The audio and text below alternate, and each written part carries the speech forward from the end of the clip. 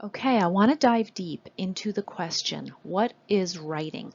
And I want you to understand the relationship between oral language, here are our 5 components of oral language, and the process of writing. All right, so when the teacher, what are we asking our students to do? When the teacher asks a student to write, for example, an essay on global warming, that student needs to activate schema around that topic. What do they know about global warming? And that is going to largely determine how much they're going to be able to write about the subject. Knowledge of text genres. Are you asking the student to write a narrative essay about how their life has been affected by global warming, for example? Or is it an expository essay where the student is explaining how global warming is affecting the earth? Okay, the student needs to tap into their knowledge of the text genre and the different writing styles that is required when you're asking them to write different types of essays. Okay, that student needs to retrieve vocabulary quickly and accurately. If the student cannot retrieve vocabulary quickly and accurately, they are going to be stuck on one sentence for an hour. Okay, and this is why oral language development is so crucial. Okay, it is not enough just to have them read an article about global warming and then say, okay, let's write a 4-paragraph essay. No, they need to experience the vocabulary. They need to talk about it. They need to understand the nuances of the words. If they don't have it, if they can't put the vocabulary into their vocabulary network, their linguistic network, they won't be able to retrieve the words when it comes time to writing. They need to produce grammatically meaningful sentences, okay? Again, oral language. If they don't ever have a chance to express their thoughts and critically think out loud in classroom discussions, they are not going to write grammatical sentences when you're asking them to do a paragraph or an essay.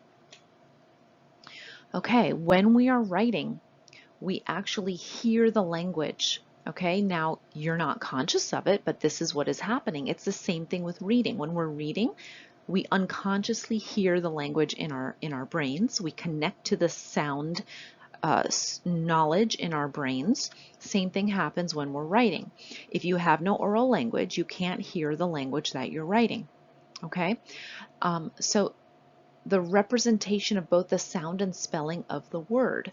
When we are writing, not only do we hear the language in our mind, but we also have a photographic image of how that word is spelled in our mind, and we tap into that image so that we can spell correctly. That is automaticity, okay? That is why it is important to teach kids phonics and spelling rules and morphology when we are doing our vocabulary instruction. So, besides all of this oral language, which I have gone over here with you, there are pre-reading print concepts that we have to apply as writers as well. Before we even enter kindergarten, sometime in toddlerhood, hopefully in preschool, we learn that print carries meaning. We learn how to hold a pencil. We learn how to write, what direction to write in, and how to space our words. We learn how to turn pages, and we see and have in our lives model readers and writers. That's not all. Sometime in kindergarten, preschool and kindergarten, and first grade, we develop foundational writing skills. Letter naming, letter formation, direction and spacing again, spelling, fluency and automaticity, punctuation. We develop identity as writers. And we feel motivation and engagement when we're writing about certain subjects, hopefully. right? We want our kids to be motivated and engaged, and we want them to feel proud that they can write something and develop their identities. All of these things, oral language, foundational writing skills, and pre-reading print concepts, develop the writer.